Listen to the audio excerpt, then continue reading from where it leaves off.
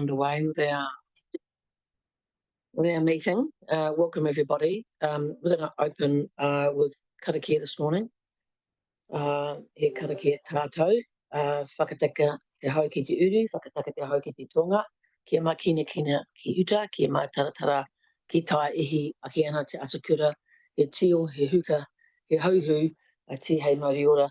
And we might well have some sharpened air and a touch of frost in the next day or two. I'm Chris Hill. I'm the chair of the subcommittee because I'm the chair of the Environmental Regulatory Committee. So that's how come I'm chair. And perhaps if we do some introductions, I'll invite you to come up to the table first, actually, Aaron and Karen. And we'll do introductions around the table. We'll start with you, Councillor Kinnamuns.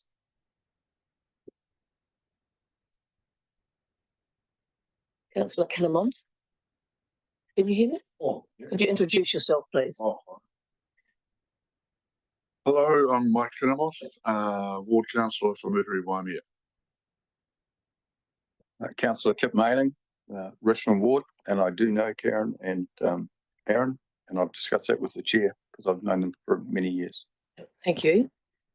I hail from Golden Bay. I'm Golden Bay Ward Councillor too. Kelsey McLean, Senior Governance Advisor. Sandy Vale, Regulatory Support Officer. Kia ora, Shannon Green, Team Leader for Regulatory Support. Kia ora, I'm Shane Burns, the Regulatory Manager for TDC. Thank you. And we know that you're Aaron and Karen. Yeah, welcome. Media are free to attend these hearings. They're not here, which is unusual. Normally somebody's here or on Zoom. So it could be that they do come into the meeting at some point on Zoom or come into the room. And so whatever we say here, you could see it appear in the paper. So sometimes it's a bit of a surprise to people. Good that you know that, I think. Not to caution you in any way, just that that's what they do. And I'll just run through the process that we're going to go through, and then you could ask me questions about the process if you have any. So you have the opportunity to make a statement to us, to the panel members. So we're the three panel members. These lovely people are council staff members, so it's the three of us that make the decision. So you can make a statement to us, and then it'll hand over to Sandy, who'll explain the council's position. You'll have a right of reply after that. At any time during your time or council staff time, we can ask questions. And then we're going to adjourn. And so we'll probably stay in here just because there's most of us in here, and we'll ask you to leave while we make a decision, and then you can come back in if you like, and then we'll make a decision. And you've got a copy of the report. Yes, and you've read through that, and you'll see in there the resolution that guides our decision making, which is that either we'll that we receive the report and that either the menacing classification will be upheld or it'll be rescinded. So that's the only decision we make. It's that simple. And then once we come back into open meeting, then you can come back in as we make the decision if you like, or you're welcome to leave. Yeah. Do you have any questions about that process? Okay, thank you. So over to you. You can make your statement to us about why you're thinking that the menacing classification should be rescinded. Thank you. If you just press the wee button on the speaker. Thanks, Aaron. Is it appropriate that we go through Karen's statement prior? Like, I wasn't at the event, and there's things in that probably are more important than me coming in afterwards. Is that okay? We've all read the statement, so we have that available to us. We certainly read every word of it and understand it. If there's key points you'd like to emphasise, yes, then you can do that for sure. Yep. Yeah, but know that we've certainly read it and understand it. Yep.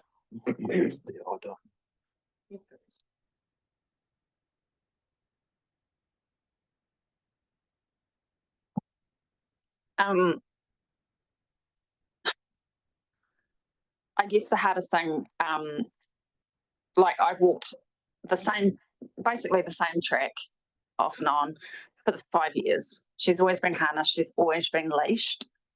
Because I know that it's just easy to control a dog when they're held. I saw this dog as we're walking up past Ben Nevis Park and didn't really think anything of it. I knew it was over by the fence and I knew that it wasn't being held by anyone. I didn't actually think much of it because I just thought, like any other day, we'd walk past and carry on. It wasn't until the dog turned around, saw Trix, started barking and just came at her.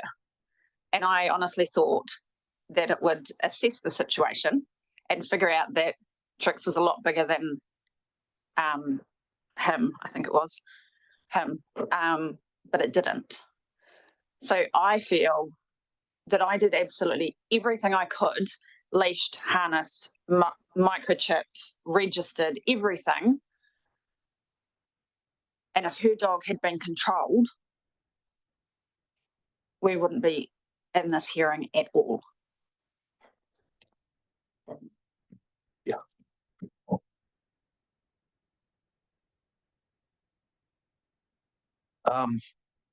My name is Aaron Bajan, and I'm employed as a contractor owner manager of a family business.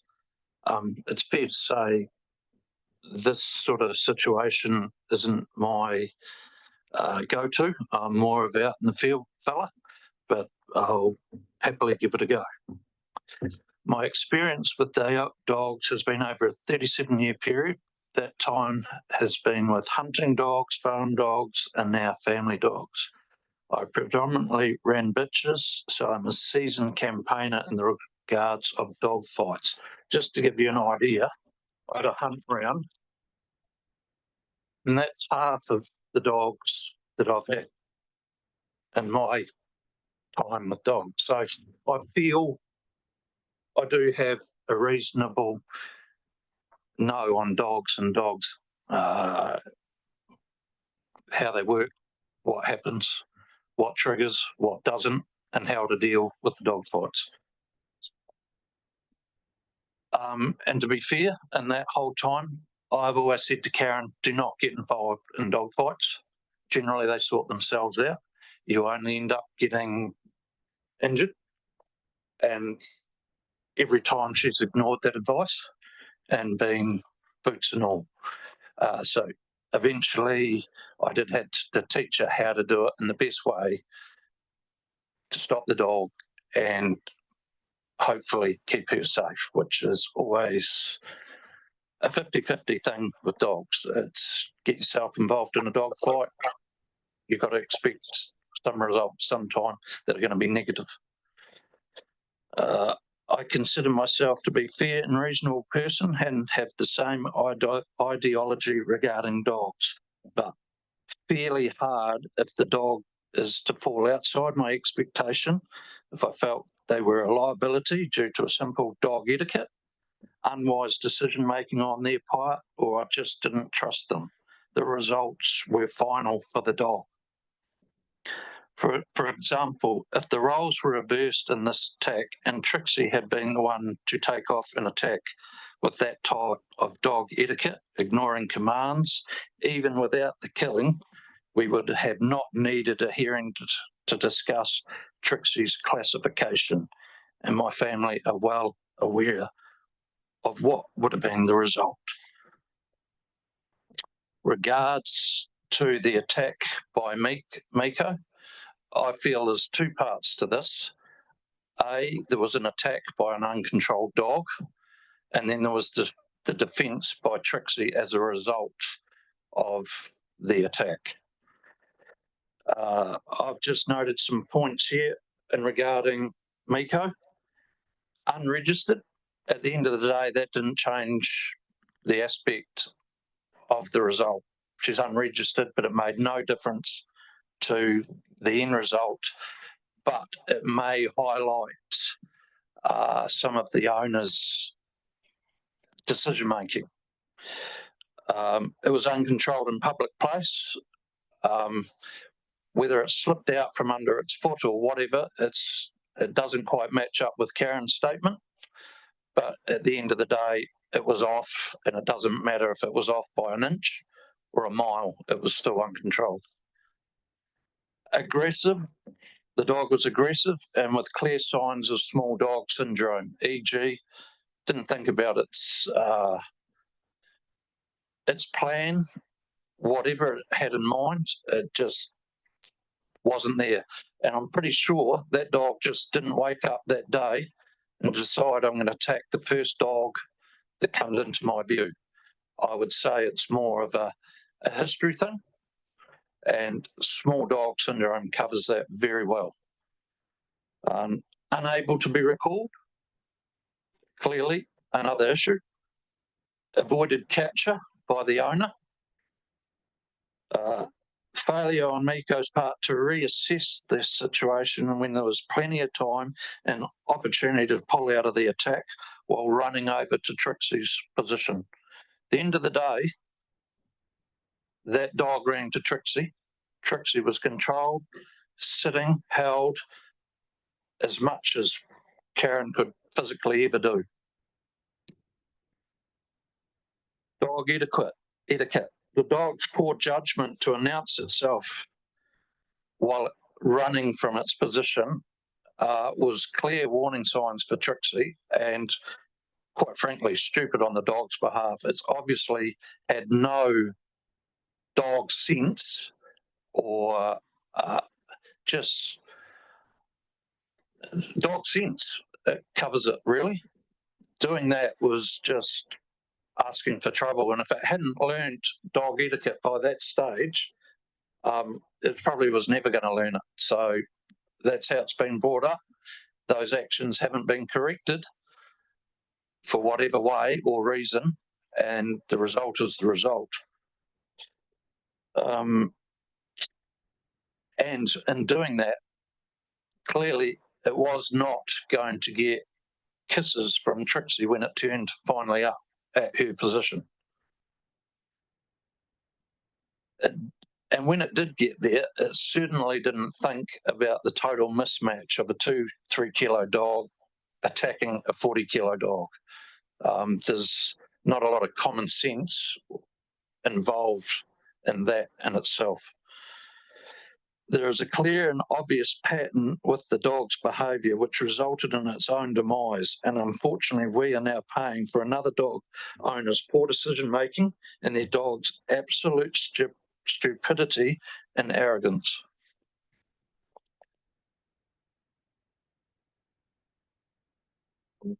That's in the way of my statement. I'd just like to go through some of the points raised in the TDC paper. Yeah, that's fine. And then there'll be something presented here, and then you can Sure. Yep. I have a bit of an issue around the description of how this is all partaken in this here. To me, and I'm just a simple fella, when a dog runs from a known position to another position, that's an attack, pure and simple. Trixie was in a position, didn't move, or didn't run attack or anything like that, but she was attacked. She defended herself. That is not an attack. The dog might have died of its injuries as a result of Trixie defending herself, but the attacking dog was Miko. Attack and defence and self-defence, they're quite clear. And I think that that's what is described here doesn't follow what happened at the event. I don't see how anyone could say that Trixie was the attacking dog. She was the defending dog, and the results to the attacking dog were what they are. And if you had put that in here, I don't know if I'd be here today. Because it did happen. I do want to say my bit, But at the end of the day, I probably wouldn't have taken offence if that had been in here instead of stating that Trixie was the attacking dog, because that's not the case. She was the defending dog and the attacking dog died. I'm interested to know what the councillors have to say along those lines: attack, defence, and the attacking dog died. Am I being unreasonable, or am I just being logical? You okay there? You're not really in a position to question us too much. We sort of ask the questions, but to clarify things for us. But I think the position that you're taking around the description, you're making clear to us. Yes. So I can let you know we're understanding the point. Right. You're Yep, making. that's fine. Yep.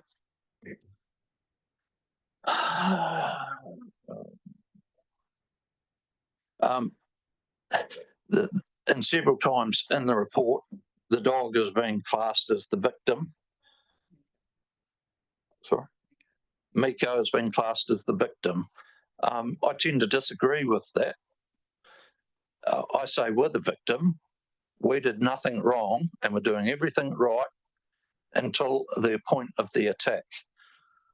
The dog died because the dog did what the dog did. Yes, Trixie was part of the dog's reason for dying, but we're the ones here now, not the other owners. They have a fair bit of responsibility in this for the 7 points I raised. Take one of those 7 points out and we're not here. I'll go to 2.5, the prosecution and the destruction of the dog. I understand the prosecution. The destruction side of it is being further up the line. But if it was a clear-cut case, I would be supporting those actions. No problem at all. In fact, you'd probably find that you wouldn't get the chance to the dog, because I'd sort that out immediately. I don't need, this may sound arrogant, but I don't need you to tell me that dog is dangerous. I know what a dangerous dog is, and it wouldn't get to that point. There's been dogs go for way less than this, simply because I did not trust them. And if you can't trust your dog, it shouldn't be out there.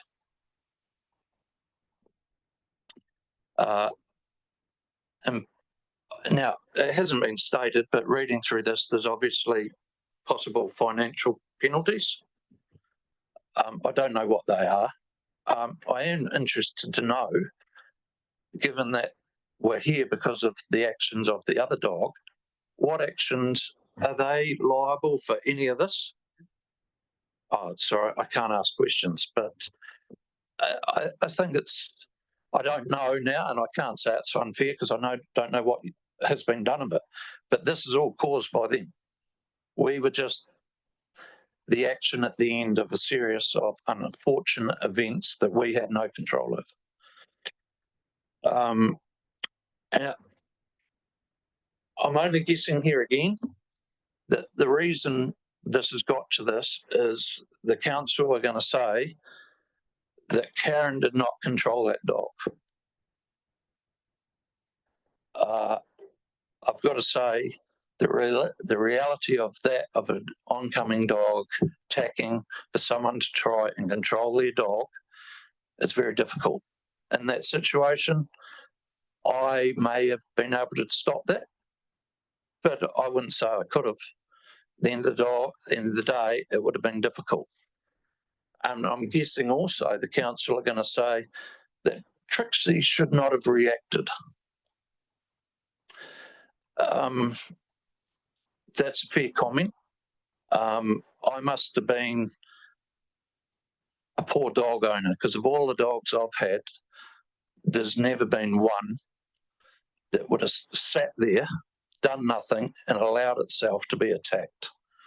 Nor do I think it should have. The way dogs learn what they can and can't do is through dog etiquette. A dog correcting a dog's actions. Obviously, that dog was way past that point, but I still say the philosophy works. If that dog had done that in earlier days and been corrected, we wouldn't be here again. Classification of menacing. I understand it, what you're trying to say, but I think there's a lot of points that I feel is probably a bit hard on Trixie and Karen. For 5 years, that dog's been everywhere, and I've been there with it at council grounds and seen dogs everywhere not under control, not on a leash, running around, running up to her, and she's never even come close to being an incident. I would say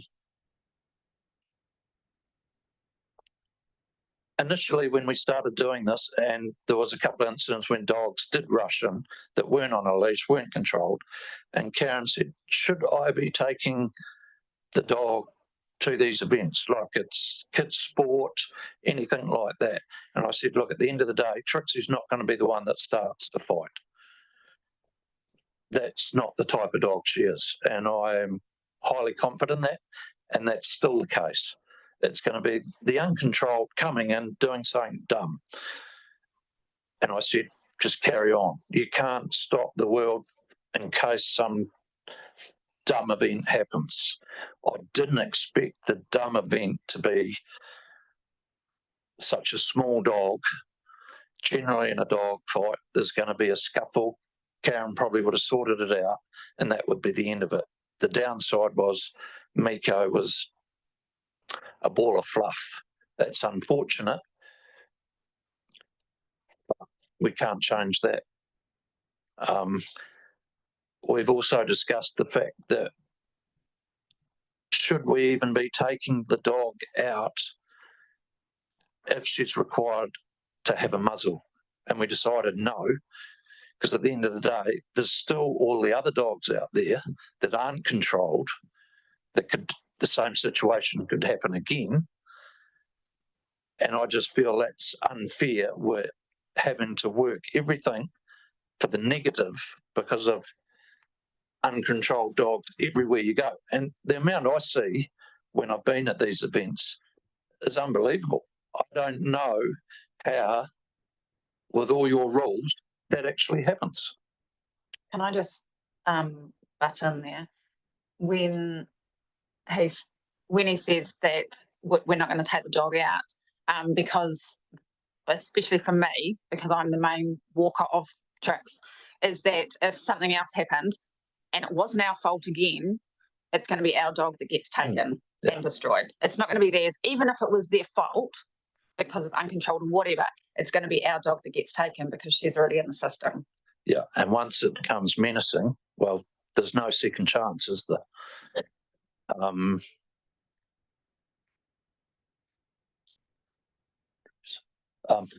We just in regards to Trixie's character, Karen has been walking with someone for the last 5 years, and she's done a character letter of Trixie that she goes walking, and she has a Jack Russell. So a small dog, a big dog, walking all these hills and tracks all the time and no issues. And I'll get Karen to read that out. Is that okay? Yes. Yep. To the TDC dog control. I've known Karen Bajent's dog Trixie since she was an 8-week-old puppy. During this time, Karen, Trixie, myself, and my Jack Russell, Coco, have regularly walked together around the Richmond Hills. When in public, Trixie is always on a lead, always friendly to every dog that comes to say hello, and has never shown any signs of aggression to Coco or any human. Trixie was attacked by another dog and defended herself, which she has a right to do. Given the speed of events, it would have been impossible for Karen to intervene in time. Therefore, the onus of responsibility lies with the attacking dog and the dog's owner. I understand how dangerous dogs can be after being attacked by a stranger's dog similar to Trixie's breed in October 2024. A third of my lip was bitten off. I had 18 stitches in my face and suffered deep psychological impact. There are pictures for that as well. And that dog was euthanized the next day. As you can imagine, I'm wary of all dogs now, but still feel 100% confident around Trixie, and she has never shown any signs of aggression to people or dogs. Yours sincerely, Celia McMillan. Just one last thing.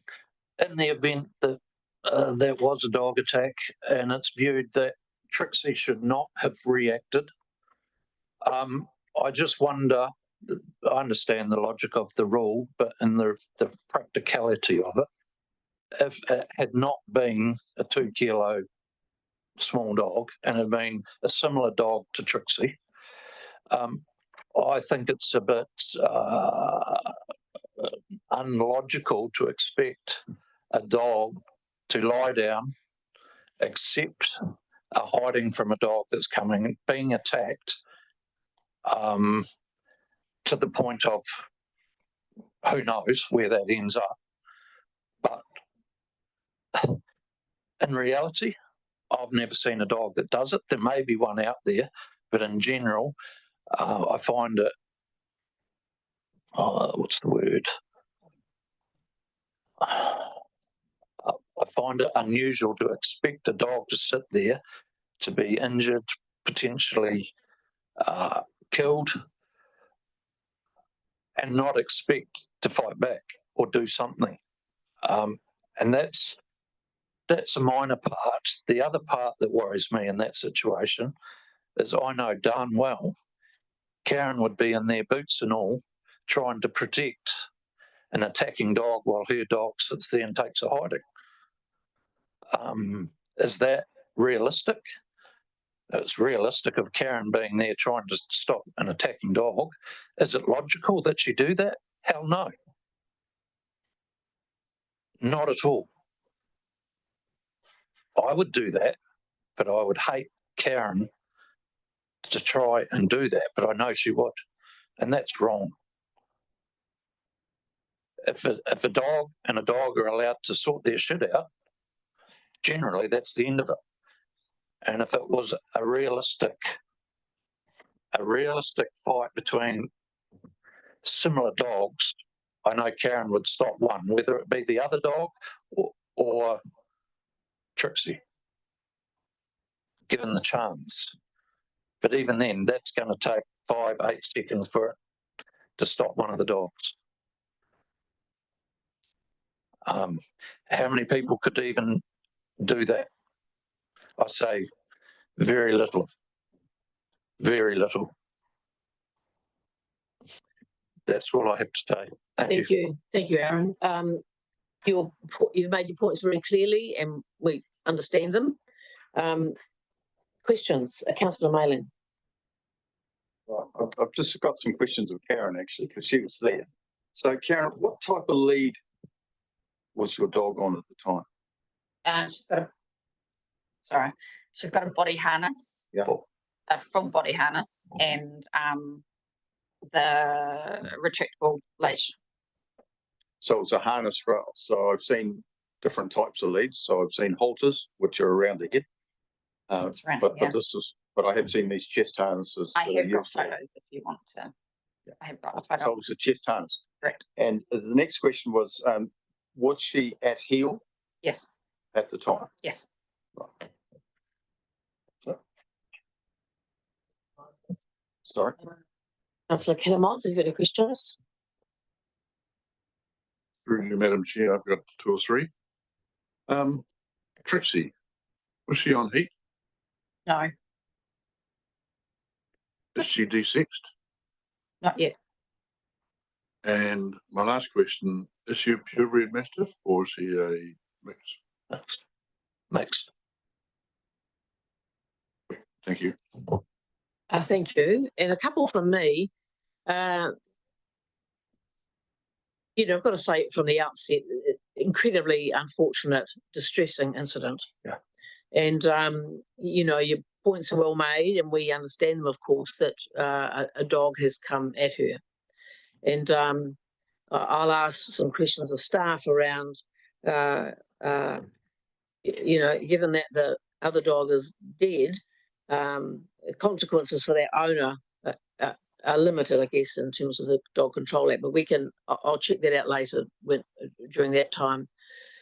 So you said that other dogs have come up to her in the past and she's friendly, and what is it you think about this incident particularly that determines she reacted the way she did? Because most dogs don't, well, in my walking history with her, most dogs don't come in barking and just coming straight at her. They'll, they come in and they sort of play around, or they crouch down. This one was just all guns blazing. It had locked onto Trix, and he was just coming in, barking aggressively, and there was no stopping. I don't know why Trix suddenly decided, but when a dog's coming at you and not stopping, and then goes to attack you, yeah, she's not just going to sit there. That's the key thing, you think, in terms of how come she reacted this way. And I notice in the report, and I appreciate the term reactive has been used. Other reports talk about when dogs, the attacking dog, so it's clear that we're understanding that this has been a reaction to being attacked. Could I add to that? Could I add to what she said? Sure. I'm not going to focus on her. From my point of view, it's more of a dog thing. That dog acting how it did, that was clear warning to what was coming. Yeah. Running and barking. That wasn't, I'm coming to say hello. That was, I'm coming to start a fight. Yeah. And Trixie knew that from the moment it started. Yeah. So. And she hasn't been in that situation before, No. where a dog's come at her like that. So I'm trying to work out just if there's anything about this particularly. No. And you've responded clearly. Thank you. And so can you imagine that she could have made any other response? As Aaron said, What else could she have done? She could have just let the dog attack her. Yeah. I guess that's. So you're thinking there's not another response she could have made, really, that within the dog world. Unfortunately, dog behavior world. Unfortunately, the mismatch was the problem. At the end of the day, if it had been a slightly bigger dog, the dog wouldn't have been, I dare say, a simple, easy target. It wouldn't have happened like that. It would have been a simple dog fight. The fact that the thing was so small that it was just a shake. Yeah. And when you say, you're talking about, when you can't trust your dog, is something that you said. Yeah. And I appreciate you being very candid here. Yeah. That's great. So in terms of muzzling, the point of muzzling is so that she won't, in those circumstances, again, be able to latch onto a dog. Oh. That's the point of it. So to overturn this decision around the menacing classification, which is a lower level actually, primarily it's a matter of risk. And so when you talk about whether you can trust your dog or not, has your level of trust in her to not respond in this way, which you're considering to be well within the bounds of dog behaviour, has your trust diminished around her response to a similar situation? To be fair, I don't think the results would change if the same thing was to happen again. Also, if she is muzzled, if something was to happen again and she was attacked, she has no way of defending herself. So she's going to get attacked, which means that I will jump in, even though I've been told not to. I will jump in and try, especially with a muzzle, knowing that she can't defend herself. Thank you. That's the questions that I have. And it's time now to go to Sandy. You're gonna present the staff report, and then if we've got questions around that, we'll ask, and then you can have a reply, primarily with new points. You know, you've explained yourselves well. Thank you. Kia ora. So I will take it that the reports has been read with all the discussions that have gone on it now. So in summary, we believe that Trixie was being walked by Karen along Starville Street. A Shih Tzu cross called Miko has run at Trixie, barking aggressively and trying to attack the dog. Trixie has defended herself by picking the dog up and shaking it.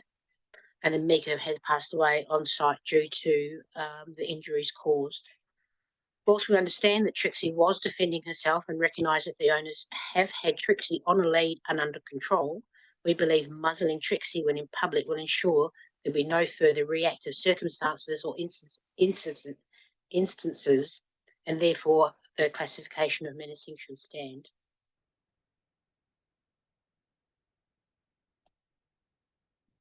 Thank you. Thank you. Any questions, councillors? I've got one. So Sandy, my understanding is it was the agents that actually reported this, not the other people. That's correct.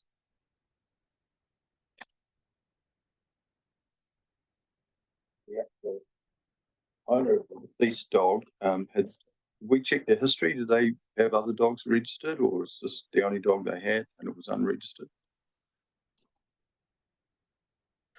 They had 2 dogs. Both of them were unregistered at the time of the incident. So they've been unregistered for a period of time. Were they young dogs? They've been unregistered for a period of time, yes.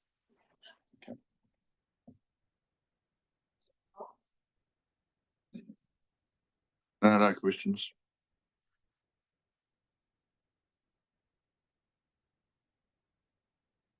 You know, we can talk around in what ifs and, you know, if it had been a bigger dog and if they'd both been injured, you know, what would you have done then? It's a different situation. But in terms of this incident,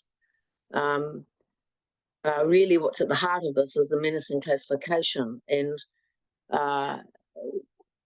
can you just reconfirm for me that the primary aspect of that is that Trixie would need to be muzzled in public? Yes, that's correct. It was a really hard decision to make, but due to there being a loss of life, and that the owner of Trixie had to lay upon her dog, holding her throat to let the other dog go, we believe that the dog needs to be muzzled when in public to ensure the safety of other domesticated pets and the safety of the public. And do you have concern for her in being able to defend herself should a dog attack her again in public? That is something that could happen, but we didn't take that into consideration in making this decision. We were basing our decision of classifying the dog as menacing on the evidence available to us. And it's correct that under the Dog Act legislation, you are required to give that classification where there's been an injury to a person or another animal. That's correct. So we had the option of a prosecution due to the severity of the incident and the loss of life. We decided that there were exceptional circumstances in this case, so therefore didn't go down the route of the prosecution. The other dog was the attacking dog. We also considered a dangerous classification, which would require fencing, muzzling, on lead when in public, neutering, and high registration fees. Due to Trixie not escaping from the property, already being on a harness and on a lead, that the high registration fees, etc., she didn't escape from the property, so there was no need for the dangerous classification. The muzzling in public would stop another incident like this occurring again. So we believe that the menacing, the lesser of the classifications that we had, was the appropriate course to take. Thank you. It's helpful to hear the extra rationale and thinking and behind. Did you hear something, Shannon? Kia ora, yeah, just sort of wanted to clarify that, and speak to the self-defense, which has sort of been the key point, that you're bringing up. And we did consider that this is why it was quite a hard decision for us. And we tried to make clear in the report as well that the incident was a reaction, not an instigation. The classification isn't to stop, isn't intended to stop the self-defense, it's intended to stop the severity of the self-defense. We understand that there was a reaction to an attack, but the severity of picking up and shaking was the determining factor, and the loss of life was the determining factor of our belief in the requirement of a muzzling, to mitigate this happening again in the future. That was the key component to the decision making. Thank you. That's helpful to hear. So you have a right of reply to what you've heard just now. I encourage you not to. We've taken in all the things that you've said. I think there's not in question the fact that she was attacked and didn't instigate. There's no doubt about that among any of us here. But what the key aspect is the level of risk around if a dog comes at her again that she kills or injures the dog. So that's the point of the muzzle. So if there's anything extra that you'd like to say in response to this, or anything new that you'd like to present to us, now's your chance to do that. In general, no, I don't have a lot to say. It's brought up the risk. What are the risks of another uncontrolled dog attacking her? I would have said. I didn't think that would have happened this time. Is it likely to happen again? I would have thought not. I think the biggest problem was that dog's etiquette. That's the first time I've seen out in the public a dog with that sort of etiquette. I have seen a lot of dogs that aren't under control but did not display that etiquette, which was just an issue. That was its sole issue. Yeah, no, that's all I can say on that. Any further questions? No, okay, well, thank you. And we're going to adjourn the meeting, so we'll have a discussion and make our decision. And are you happy to wait outside and come back in more than head home? Yeah, okay.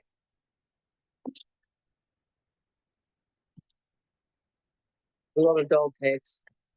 Did you want to say? Yes, if you've got something new there, so the statement from your friend is a new statement, you could give that to. We're adjourning now. Yeah.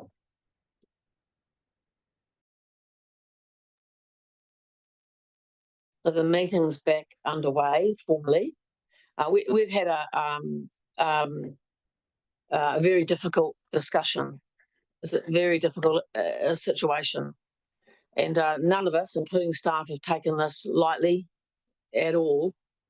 But we've come to the part of the meeting where we need to move a resolution, which is that we receive the report and we either uphold the menacing classification or we rescind it.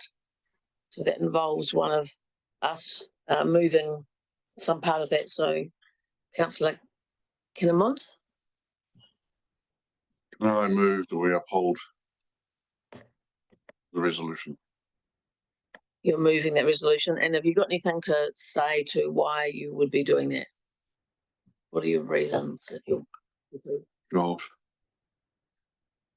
I feel really for you both.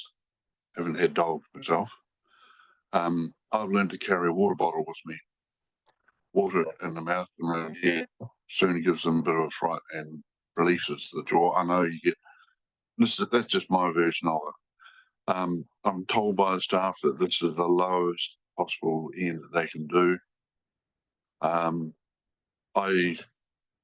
My voice tells you I feel sorry for you, but I have to do something. But don't do anything. It might happen again. It might happen with a little kid with a bit of food in their hand. You just never know. So I'm sorry that you rescind it. Resolution, go.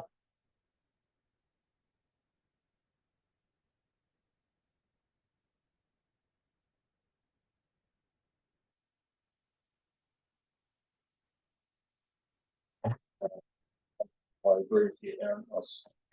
I see it all the time. Around the more when I walk down the river, which I don't do as much as I used to. But if we had more responsible dog owners, we'd have less of these hearings. Because I think just about everyone that I've been at in the last year has one dog has been off a lead or not under control.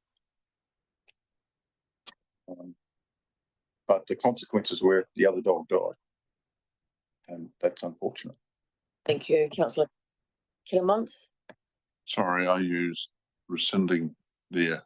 It should have been uphold the menacing classification appeal. So it's uphold, not rescind. Yeah. Thank you. And I'm going to support the resolution. And it's very, very difficult. This is very on the edge for us. And I think that the tipping point over and into upholding the classification for me is the severity that a dog died. There's no question that this is a really unfair and unfortunate situation where a dog's attacked your dog. And I think, usually if a dog has killed another dog, the classification just rises very quickly up into dangerous dog territory, dogs being put down, prosecutions, big fines. I think $3,000 fine or something can happen. Oh, I made that up. I did read that.